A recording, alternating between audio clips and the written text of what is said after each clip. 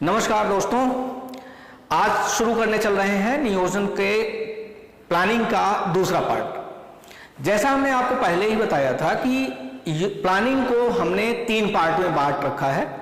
पहला पार्ट जो हमारा था वो था प्लानिंग कमीशन की स्थापना, योजना, प्लानिंग कमीशन का स्ट्रक्चर, इसके साथ साथ प्लानिंग की टाइम फ्रेम, अर्थात योजनाओं की शुरुआत कब से हुई, कब हुई, कब से लागू किया गया, उनका कार्यकाल क्या था और योजना अवकाश के कारण क्या थे।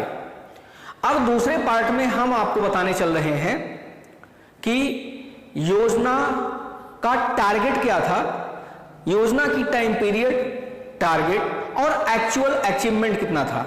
जो टारगेट अर्थात ग्रोथ रेट का जो टारगेट था, वो ग्रोथ रेट का टारगेट रखा कैसे गया था और उन टारगेट को हम कितना अचीव कर पाए।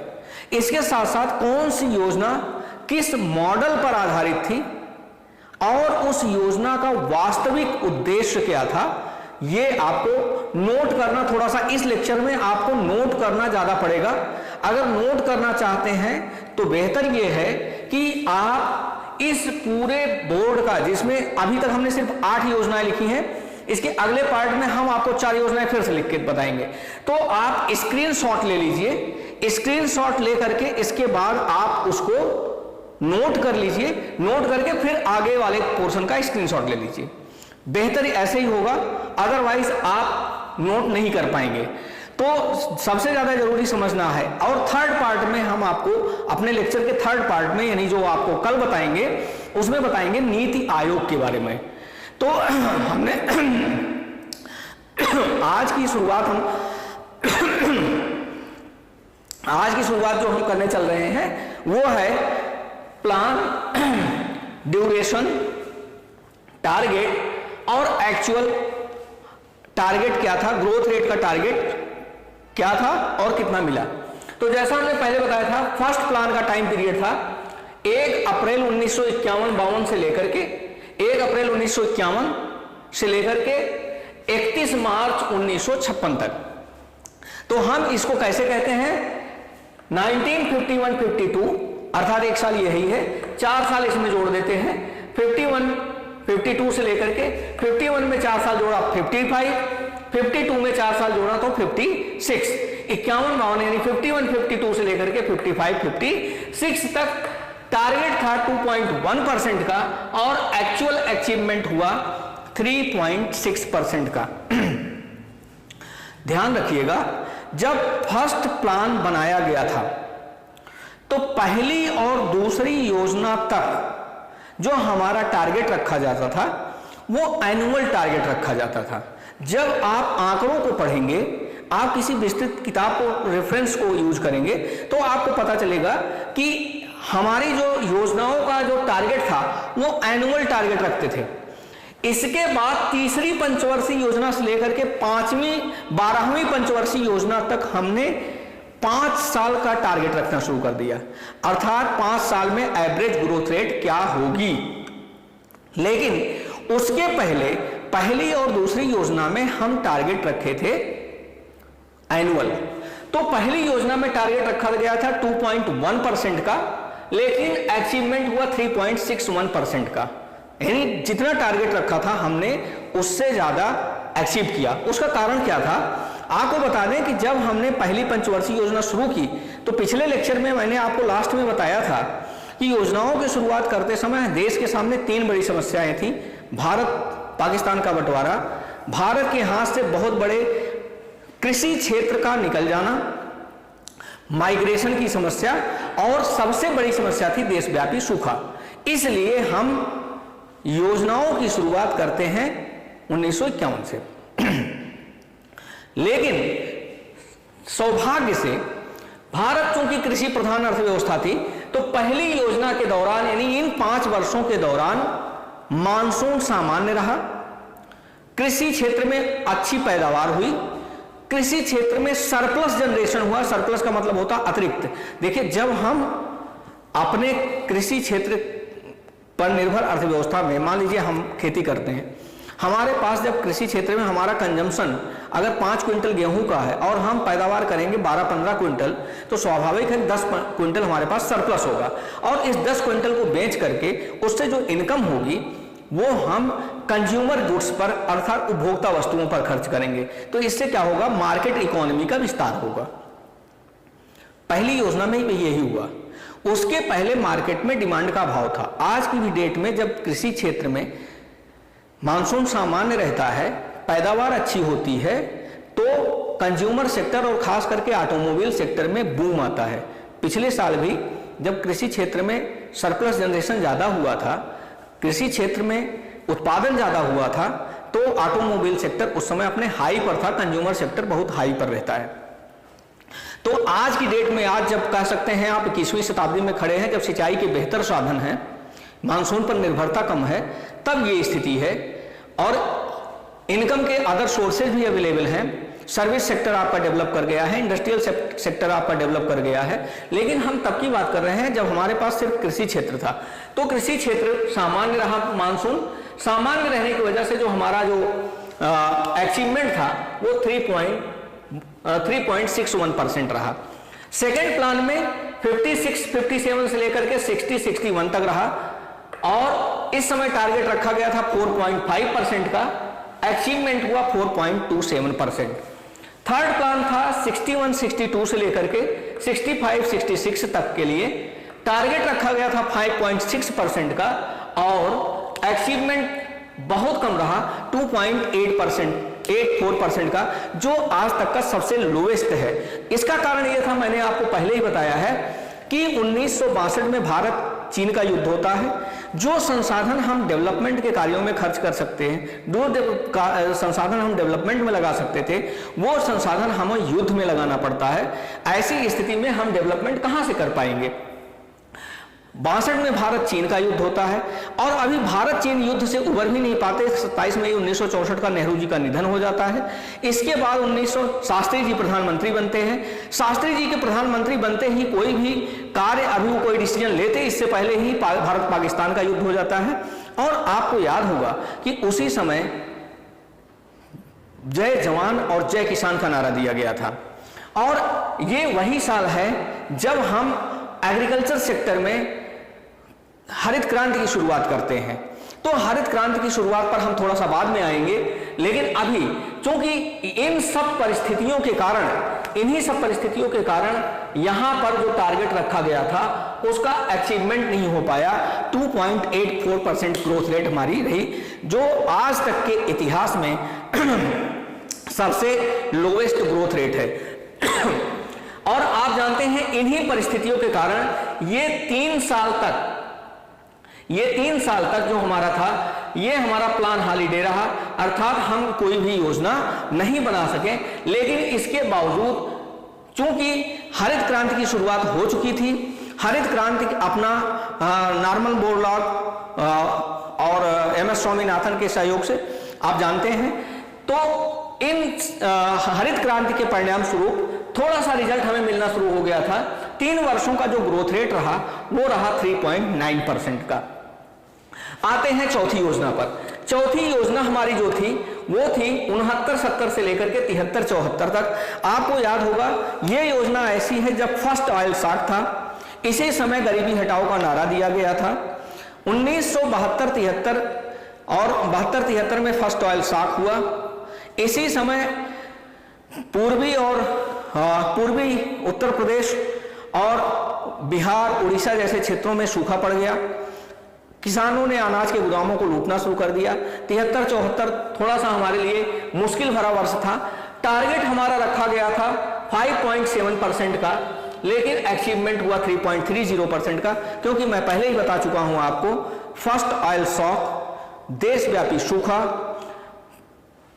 पूर्वी उत्तर प्रदेश, बिहार, उड़ीसा में इतना अकाल पड़ गया था कि किसानों ने अनाज के गोदामों को लूटना शुरू कर दिया था। इन सब परिस्थितियों की वजह से हमारा जो टारगेट था वो 3.30% पर ही रह गया, यानी हम उस टारगेट को अचीव नहीं कर पाए। पांचवी योजना 74-75 से शुरू होकर के 78-79 तक चलती है।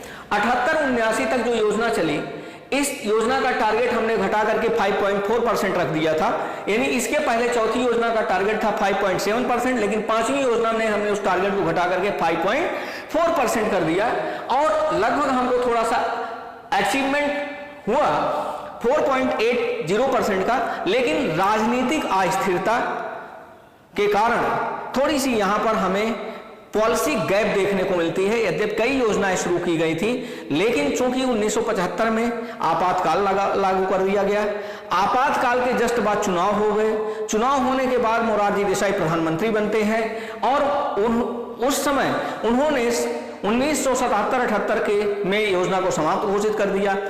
रोलिंग प्लान के रूप में छठवीं योजना को फिर लागू किया। 2 साल योजना चली, उसी बाद जनता पार्टी की सरकार गिर गई, इंदिरा गांधी पुनः प्रधानमंत्री बनी। इंदिरा गांधी के पुनः प्रधानमंत्री बनते ही उन्होंने 78-79 को 77-78 को उसमें फिर से जोड़ दिया। 78-79 को जोड़ करके पांचवी योजना को पूर्ण मान ली गई। 79-80 को प्लान हॉलीडे घोषित कर दिया और 80-81 से लेकर के 84-85 तक के लिए उन्होंने एक फिर से सामान्य योजना की शुरुआत करी, यानी जो मोरारजी देसाई ने रोलिंग प्लान शुरू किया था उस प्लान को उन्होंने खत्म कर दिया। तो ये एक अनिश्चितता भरा दौर था। अनिश्चितता के कारण बार बार योजनाएं बदली जा रही थी, उनके प्रायोरिटी सेक्टर्स बदले जा रहे थे, उनका एलोकेशन बदला जा रहा था, इसलिए थोड़ा सा हमें जो ये अचीवमेंट था इसमें थोड़ी सी प्रॉब्लम दिखी। अब आते हैं 1980-81, इसका मैं पहले बता चुका हूं कि रोलिंग प्लान के रूप में 79-80 को 78-79 को पांचवी योजना में जोड़ दिया गया था और 79-80 को प्लान हॉलीडे के रूप में फिर से रख दिया गया था। 80-81 से लेकर के 84-85 के लिए जब सामान्य योजना की शुरुआत फिर की गई इंदिरा गांधी के द्वारा, तो उस समय टारगेट रखा गया 5.2% का और 5.2% के टारगेट से शुरुआत करके हमने अचीवमेंट किया 5.6% का। और सातवीं योजना में आप ध्यान दीजिएगा, सातवीं योजना में हमारा जो इसी टाइम पीरियड को, सातवीं योजना को हम 2 तरीके से देखते हैं। एक तो डिजिटलाइजेशन का ये फर्स्ट फेज था, यहीं से कंप्यूटरीकरण की शुरुआत होती है, राजीव गांधी का टाइम पीरियड है। और ध्यान दीजिएगा, इसके पहले ये दोनों योजनाएं, ये और ये छठवीं और सातवीं योजना ऐसी थी जिसको उदारीकरण का प्रथम दौर कहा जाता है। प्रथम दौर इसलिए कहा जाता है कि इसी समय बाजार, मार्केट का ब्रॉड बैंडिंग शुरू होता है, अर्थात बाजार में क्या उत्पादन होगा, कितने का उत्पादन होगा और कितनी मात्रा में उत्पादन होगा, ये बाजार की शक्तियां निर्धारित करेंगी, उत्पादक निर्धारित करेगा, ना कि सरकार। यानी जिसको हम कहते हैं लाइसेंस राज की समाप्ति। सिंगल विंडो सिस्टम इसी समय शुरू किया जाता है। इंपोर्ट को आसान बनाने के लिए, इंपोर्ट और एक्सपोर्ट को आसान बनाने के लिए, इंपोर्ट एक्सपोर्ट को प्रोत्साहित करने के लिए पासबुक की स्कीम शुरू की जाती है। तो यद्यपि उदारीकरण की उस समय कोई शब्द यूज नहीं किया गया था, लेकिन माना जाता है कि उदारीकरण का यह प्रथम चरण था। तो इसलिए सातवीं योजना में हमने टारगेट जो रखा था 5.0% का और अचीवमेंट हुआ 6.01% का।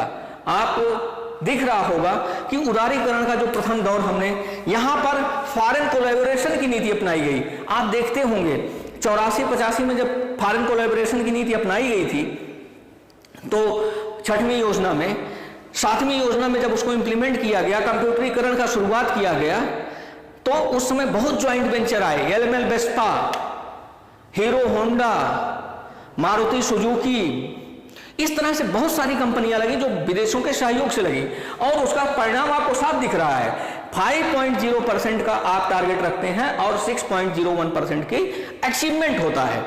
इसके अलावा अब आप आइए 90-91 में और 91-92। पिछले मैंने बहुत डिटेल में आपको बताया कि चूंकि 89 में राजीव गांधी चुनाव होता है, राजीव गांधी सत्ता से हटते हैं, बीपी सिंह प्रधानमंत्री बनते हैं।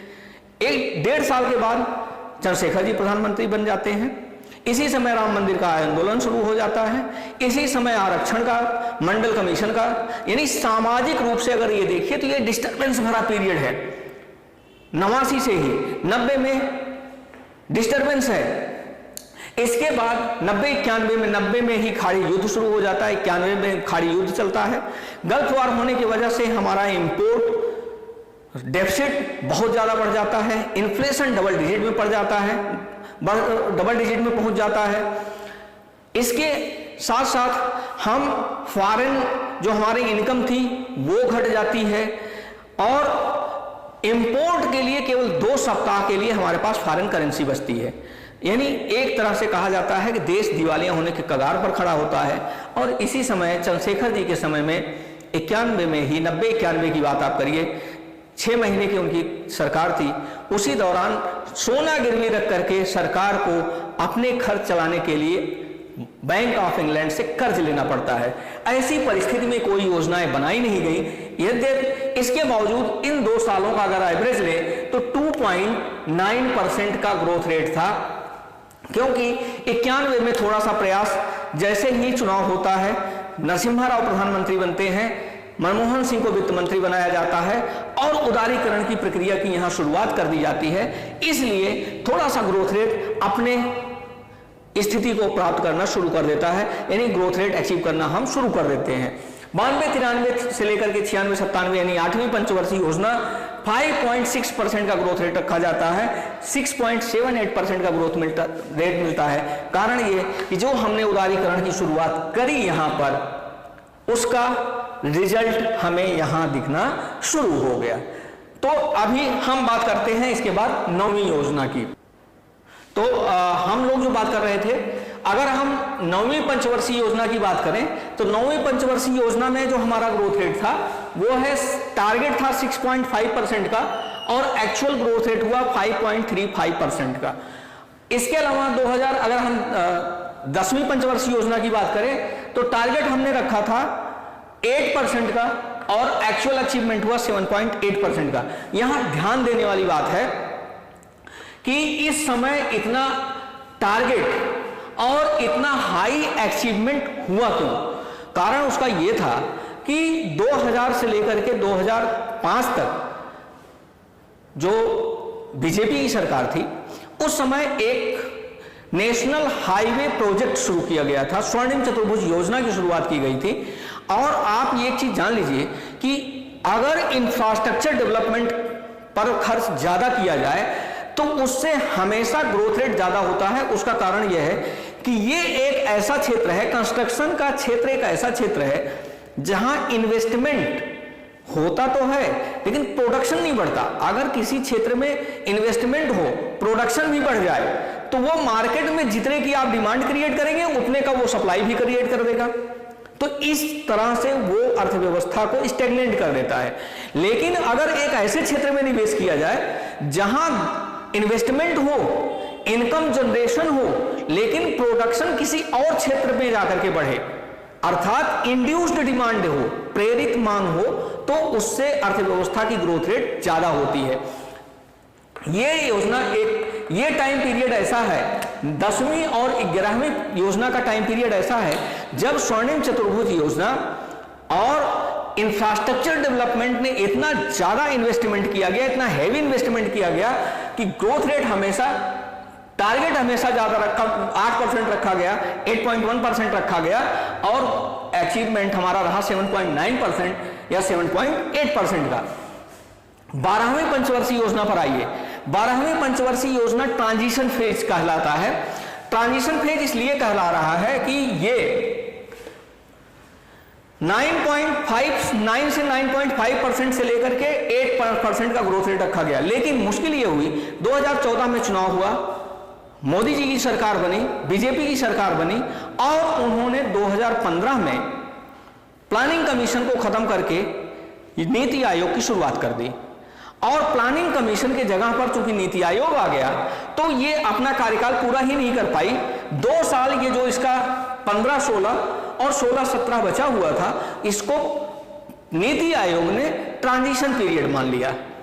तो इसलिए जब ये पूरा अपना कार्यकाल ही नहीं पूरी कर पाई तो यहां पर इसके एक्चुअल ग्रोथ रेट का या एक्चुअल अचीवमेंट का मूल्यांकन करना थोड़ा सा नाइंसाफी है। हमारे ख्याल से तो यह नाइंसाफी है।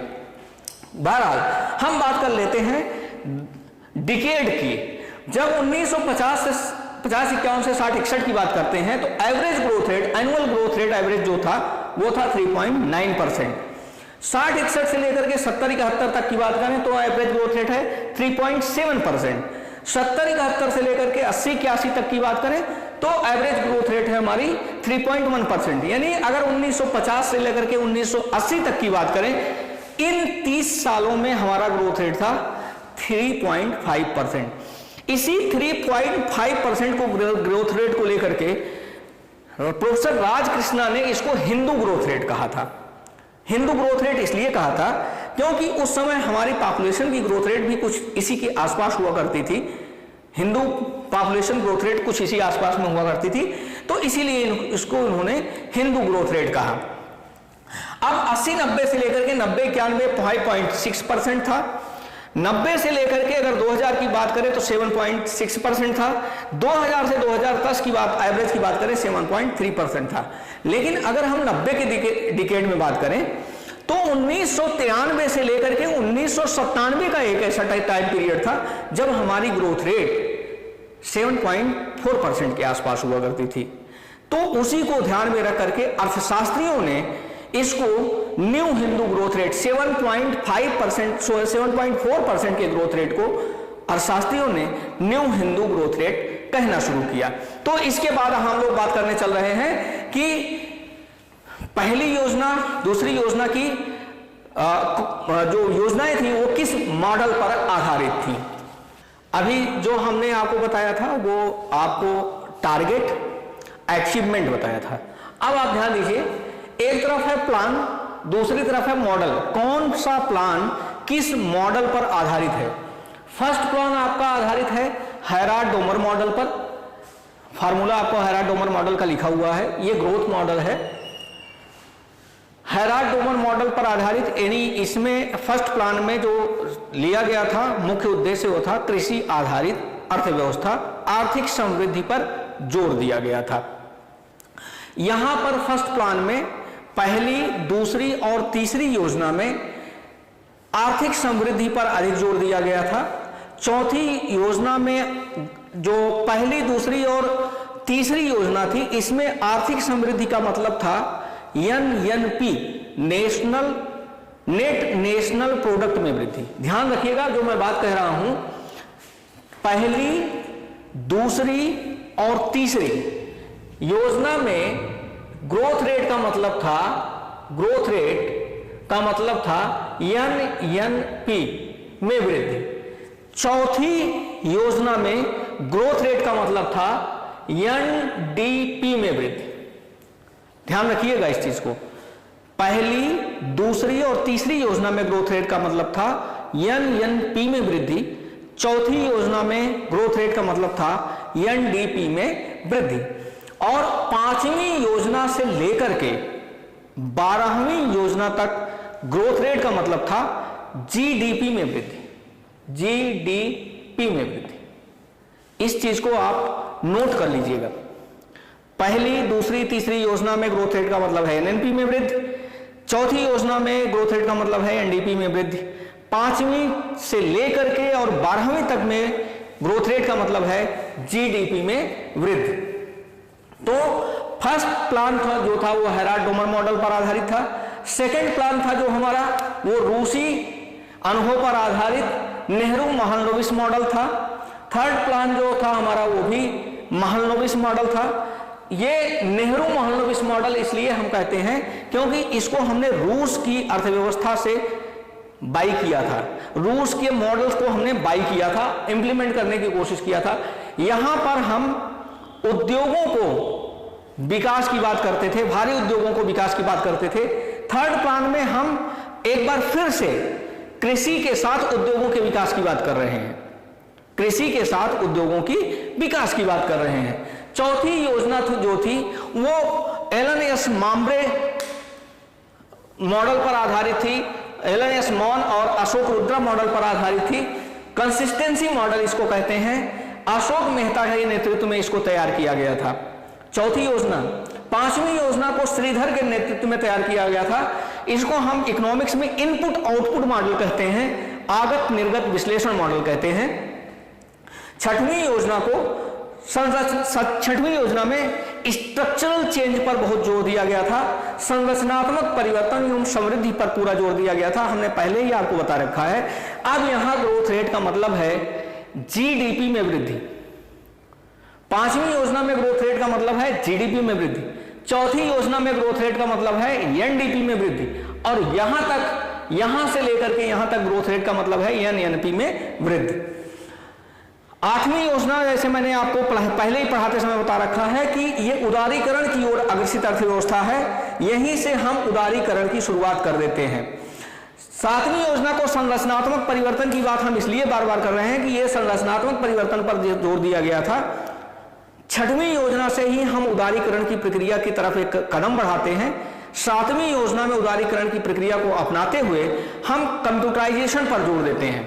इसके बाद आते हैं आठवीं योजना पर।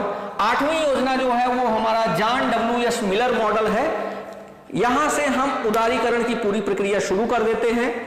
नौवीं योजना जो हमारी है वो वृद्धि के साथ सामाजिक न्याय और समानता की योजना है, growth with social justice and equality, growth with social justice and equality.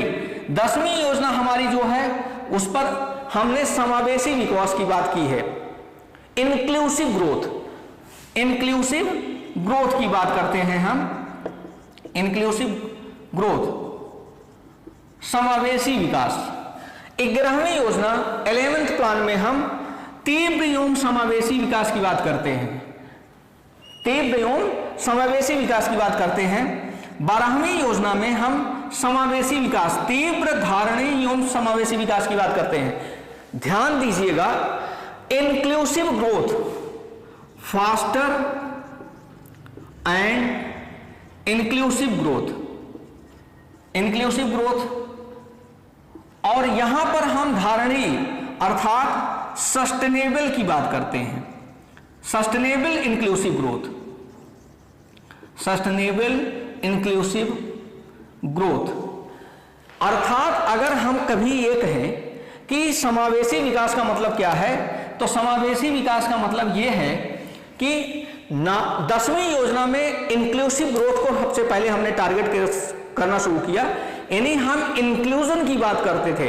अभी तक जो सोशली एक्सक्लूडेड हैं, इकोनॉमिकली जो एक्सक्लूडेड हैं, यानी जो आर्थिक विकास की धारा में से बाहर हैं, अर्थात गरीब हैं, बेकार हैं, पिछड़े हुए हैं, जो अभी तक जिनको रोजगार उपलब्ध नहीं है, उनको भी हम साथ में लेकर के मुख्य विकास की मुख्य धारा में शामिल करें, ये हमने योजनाओं में पहली बार शामिल करना शुरू किया। यानी इंक्लूसिव ग्रोथ का जो कॉन्सेप्ट हमारा योजनाओं में आया वो 10वीं योजना से शुरू हुआ है, और 12वीं योजना तक आते आते हम सस्टेनेबल इंक्लूसिव ग्रोथ की बात करना शुरू कर देते हैं। तो अब इसके बाद हम बात करेंगे कि इन योजनाओं में, ये तो था मॉडल, किस मॉडल पर क्या था, इन योजनाओं का केंद्र बिंदु क्या था, इसके बाद हम लोग बात कर लेते हैं।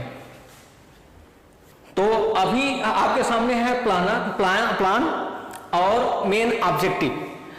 Main objective of the plan क्या क्या रहे, 12 जो प्लान हमारे सामने थे उनके मेन ऑब्जेक्टिव क्या थे। फर्स्ट प्लान जो था आपका वो था कृषि का पुनर्गठन। हमने आपको पहले ही बताया था agriculture lead development scheme, agriculture sector था हमारा, ALDS की टेक्निक थी। दूसरे में हमने तीव्र औद्योगिकीकरण को अपनाया था, क्योंकि यहां जब कृषि का सरप्लस जनरेशन हुआ तो अब उस सरप्लस को एब्जॉर्ब कौन करेगा। तो स्वाभाविक सी बात है, किसी भी देश का जब विकास होता है तो सबसे पहले वहां पर कृषि क्रांति आती है। कृषि क्रांति के द्वारा जो आगे विकास होता है उसको हम कहते हैं औद्योगिक क्रांति।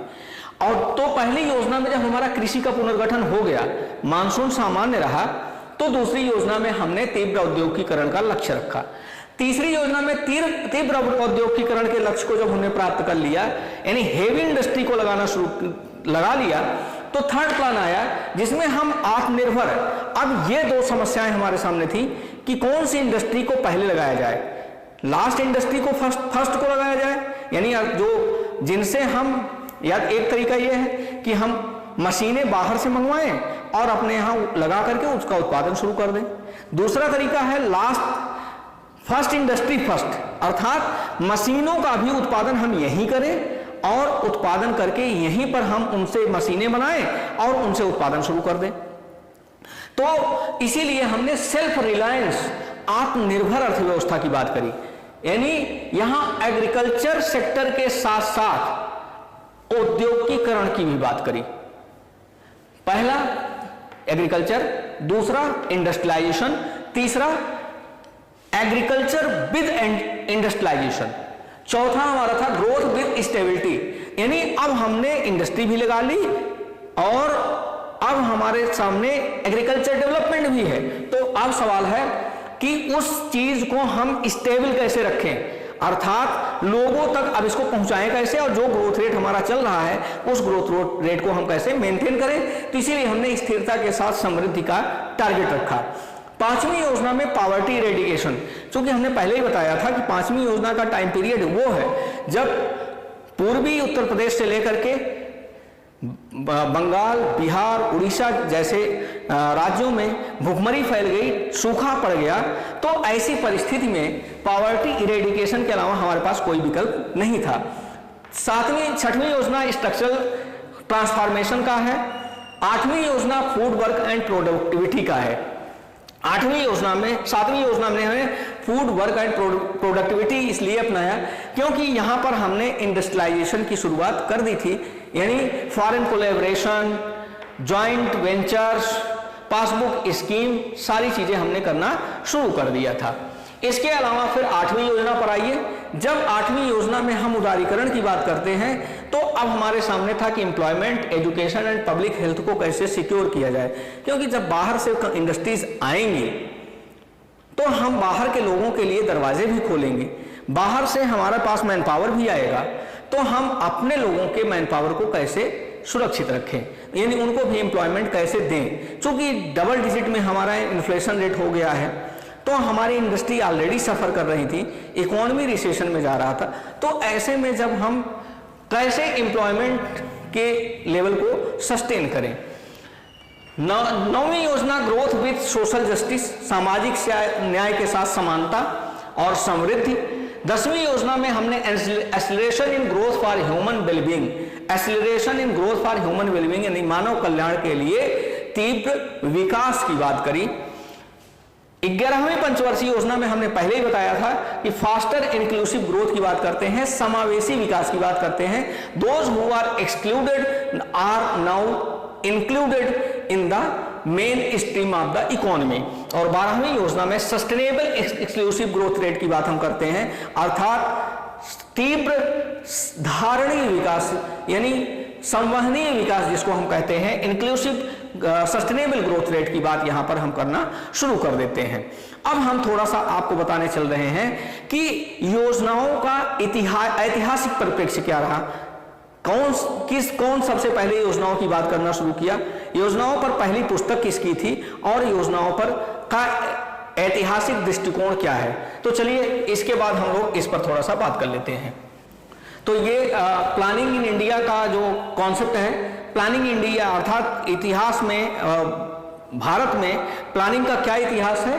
पहला प्रयास किया सर दादा भाई नौरोजी ने, इनका टाइम पीरियड है 1825 से 1917 तक। इन्होंने poverty and British rule India में ये पहली बार भारत के नियोजन के महत्व के बारे में समझाया था।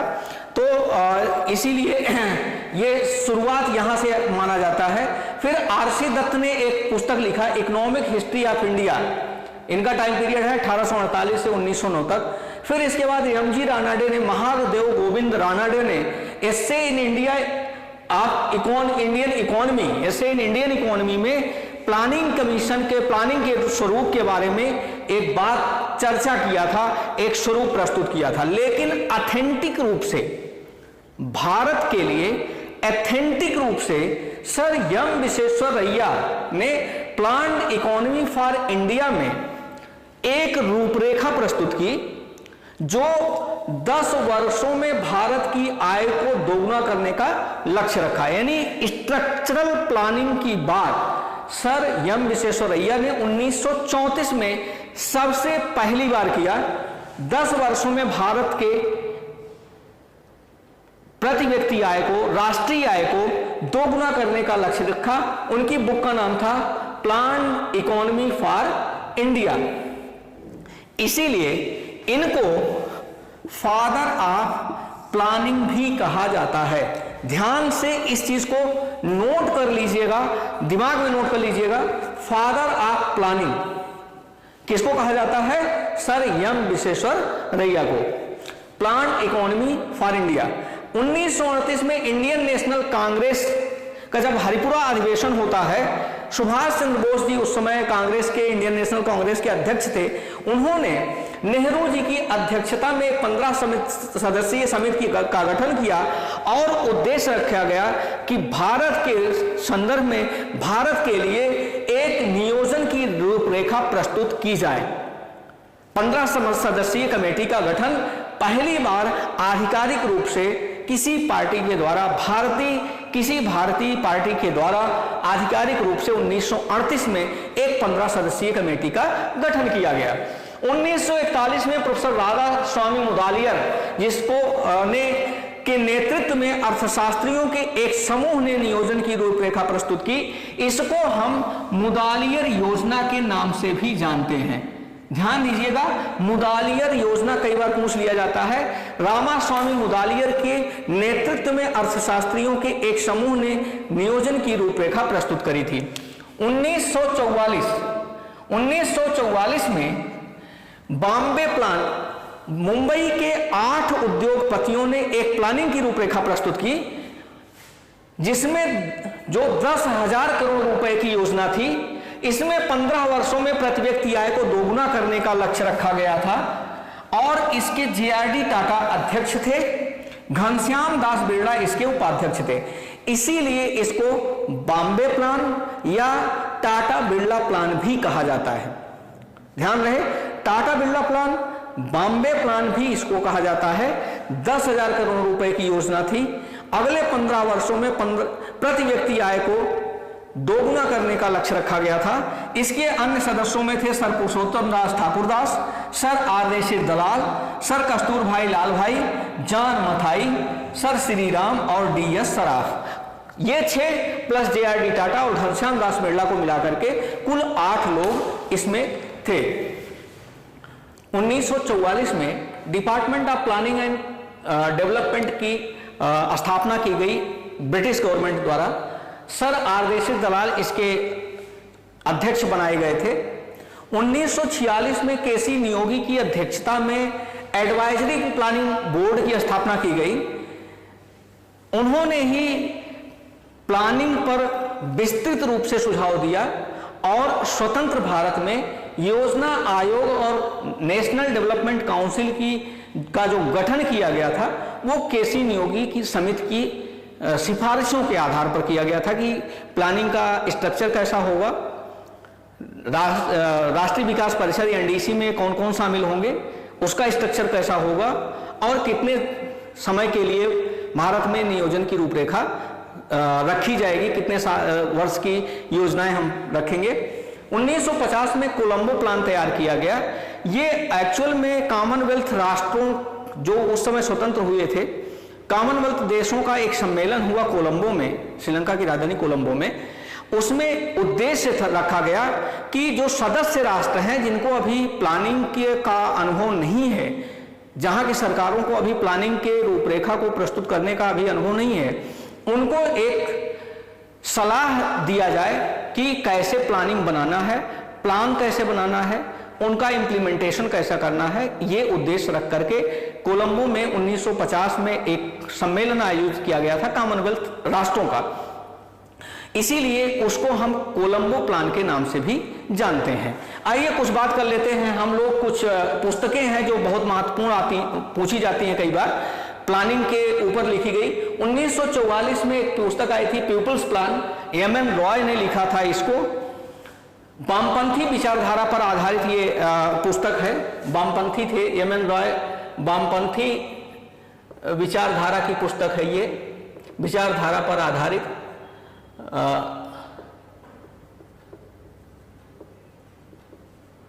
और 1944 में ही एक गांधीयन प्लान करके आई थी, एस.एन. अग्रवाल ने लिखा था, जैसा नाम से ही पता है कि गांधीवादी विचारधारा पर आधारित ये पुस्तक थी। 1950 में एक सर्वोदय योजना करके पुस्तक आई थी, जेपी नारायण जी ने इस पुस्तक को लिखा था, ये भी गांधीयन विचारधारा पर आधारित पुस्तक थी। तो ये रहा आपके सामने पूरे प्लान की एक रूपरेखा, प्लानिंग की हिस्ट्री और प्लानिंग पर आधारित कुछ महत्वपूर्ण तथ्य।